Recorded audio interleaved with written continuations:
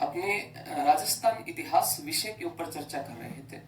और राजस्थान इतिहास के अंदर हमने लास्ट क्लासों के अंदर जो है वो अपनी दो सभ्यताएं पढ़ ली है।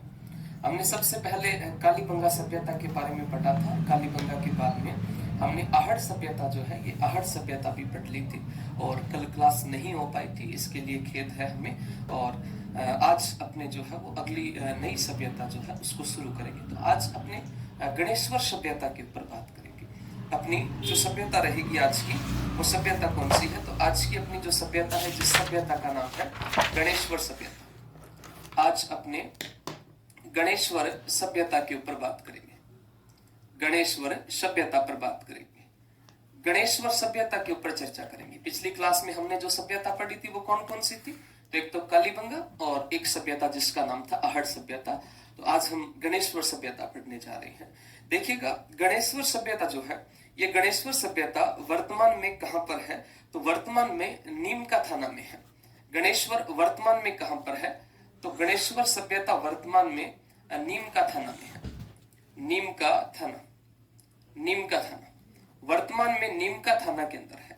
और ये पहले कहां पर थी? वर्तमान में नीम का थाना में है और पहले अपने सीकर के अंदर थी। पहले सीकर के अंदर थी, पहले सीकर में थी और वर्तमान में कहां पर है? नीम का थाना के अंदर। कौन सी सभ्यता है? गणेश्वर सभ्यता है। लेट स्टार्ट होती है। कोई बात नहीं, वो थोड़ा जियोग्राफी की क्लास जो थी वो थोड़ी लंबी चल गई थी, जिस वजह से क्लास लेट शुरू हुई है। बाकी कोई बात नहीं, आगे से जो है वो सही टाइम पर रहेगी। तो अपनी गणेश्वर सभ्यता पहले सीकर के अंदर थी, वर्तमान में कहां पर है? नीम का थाना में है। प्रत्येक सभ्यता किसी न किसी नदी घाटी के किनारे होती है और यहाँ पर जो नदी है, जिस नदी का नाम क्या है? कांतली नदी है। कौन सी नदी है? कांतली नदी है। और कांतली अपनी आंतरिक प्रवाह की नदी है। कौन सी नदी है? आंतरिक प्रवाह की नदी है, जिस नदी का नाम क्या है? कांतली नदी। इस कांतली नदी के किनारे कौन सी सभ्यता विकसित होती है? गणेश्वर सभ्यता, जो वर्तमान में कहां पर है? नीम का थाना के अंदर है। और नीम का थाना में एक टिल्ला है, जिस टिल्ले का नाम है गणेश्वर टिल्ला। कौन सा टिल्ला है? एक टिल्ला जिसका नाम है गणेश्वर टिल्ला। एक टिल्ला जिस टिल्ले का नाम है गणेश्वर टिल्ला। तो नीम का थाना में गणेश्वर टिल्ले के ऊपर जो सभ्यता विकसित होती है, उस सभ्यता का नाम है गणेश्वर सभ्यता, जो कहां पर है? नीम का थाना में है। और नदी कौन सी लगती है? कांतली नदी के किनारे है। साथ में अपनी इस गणेश्वर सभ्यता के उपनाम कौन कौन से हैं? इसको और किस किस नामों से जाना जाता है? तो गणेश्वर के उपनाम की अगर बात करें तो भारत में ताम्रवती सभ्यता की जननी किसको कहा जाता है? भारत में ताम्रवती सभ्यता की जननी, देखो पूरे भारत में ताम्रवती सभ्यता की जननी कौन सी है? तो भारत में ताम्रवती सभ्यता की जननी गणेश्वर है। भारत में ताम्रवती सभ्यता की जननी कहा जाता है किसको? गणेश्वर को। भारत में ताम्रवती सभ्यता की जननी किसको कहते हैं? गणेश्वर को कहते हैं। भारत में ताम्रवती सभ्यता की जननी कहते हैं। साथ में इसको हम कहते हैं ताम्र संचयी जननी कहते हैं। ताम्र संचयी जननी के नाम से जानते हैं। ताम्र संचयी जननी के नाम से इसको जानते हैं। तो गणेश्वर सभ्यता पूरे भारत के अंदर ताम्रवती सभ्यता जो है उसकी क्या मानी जाती है? जननी मानी जाती है। तो भारत में ताम्रवती सभ्यता की जननी कौन सी? गणेश्वर। और गणेश्वर सभ्यता को ताम्र संचयी जननी के नाम से भी जाना जाता है। और पिछली क्लास के अंदर हमने चर्चा की थी कि ताम्रवती जो नगरी है, ये नगरी किसको कहा जाता है? ताम्रवती नगरी जो है वो आहड़ को कहते हैं। और जननी किसको कहते हैं? गणेश्वर को। नगरी आहड़ को कहते हैं और जननी किसको कहते हैं? गणेश्वर सभ्यता को कहा जाता है। गणेश्वर सभ्यता जो है, इस गणेश्वर सभ्यता की खोज कब हुई थी? गणेश्वर सभ्यता की खोज साल 1972 में होती है। कब होती है? 1972 में। गणेश्वर की खोज, गणेश्वर की खोज 1972 में, गणेश्वर की खोज रतन चंद्र अग्रवाल ने की थी। किसने की थी? रतन चंद्र अग्रवाल या यूं कहें आरसी अग्रवाल। आरसी अग्रवाल या रतन चंद्र अग्रवाल के द्वारा गणेश्वर सभ्यता की खोज की जाती है 1972 में। तो गणेश्वर सभ्यता वर्तमान में नीम का थाना के गणेश्वर टिल्ले के ऊपर विकसित हुई थी।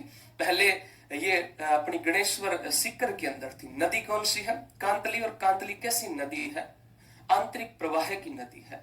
इसके उपनाम है, भारत में इसको ताम्रवती सभ्यताओं की जननी के नाम से जाना जाता है।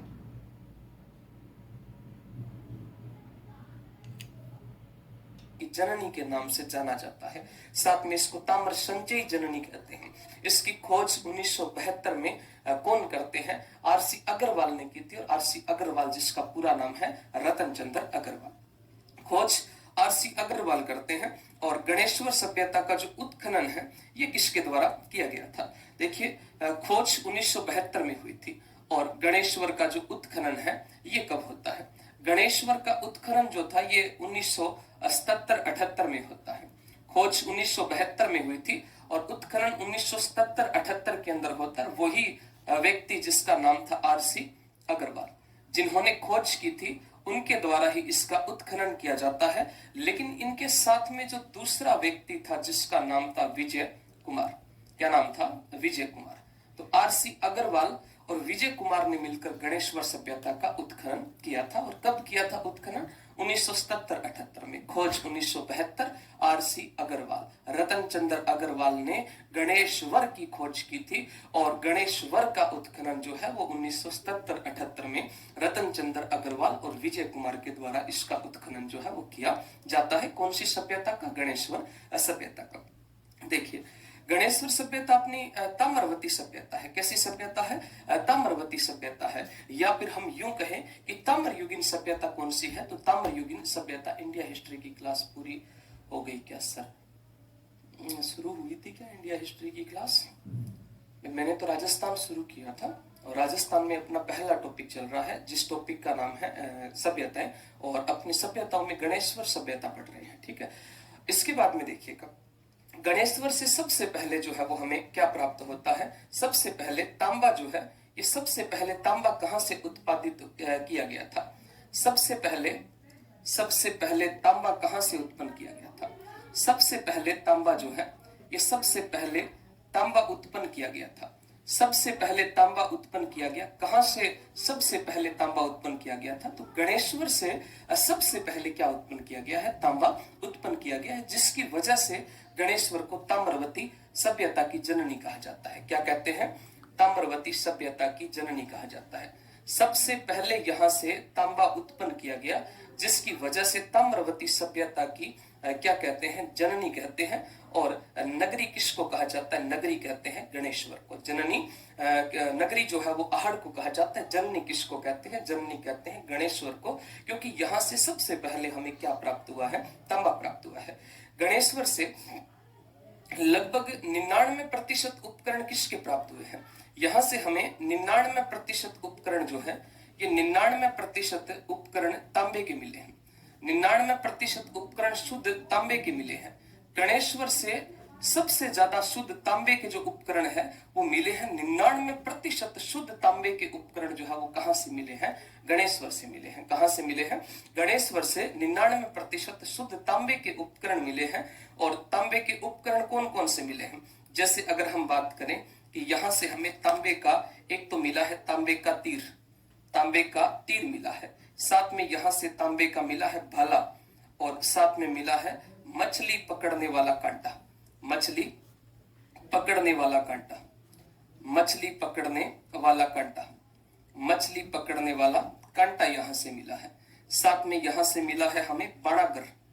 बाणागर, और बाणागर क्या होता है? बाण के आगे का भाग जो होता है उसको क्या कहते हैं? बाणागर कहते हैं। बाण के आगे का जो भाग होता है उसको बाणागर कहते हैं। बाणागर मिला है। बाणागर के अलावा यहां से हमें तांबे की क्या मिली है? कुल्हाड़ी मिली है। साथ में तांबे का यहां से गंडासा मिला है। तांबे का क्या मिला है? गंडासा यहां से मिला है। साथ में तांबे का फरसा यहां से प्राप्त हुआ है। तो ये सारे के सारे उपकरण जो है वो तांबे के कहां से मिले हैं? गणेश्वर सभ्यता से मिले हैं। कहां से मिले हैं? गणेश्वर सभ्यता से मिले हैं। तो गणेश्वर जो सभ्यता है यहाँ पर अपने को 99% शुद्ध तांबे के उपकरण मिले, जैसे तांबे का तीर, तांबे का भाला, मछली पकड़ने वाला कांटा, और साथ में बाणागर मिला है। साथ में तांबे की कुल्हाड़ी मिली है, तांबे का गंडासा मिला है, और साथ में तांबे का फरसा जो है ये यहाँ से देखने को मिलता है। कौन सी सभ्यता से? गणेश्वर सभ्यता से देखने को मिलता है।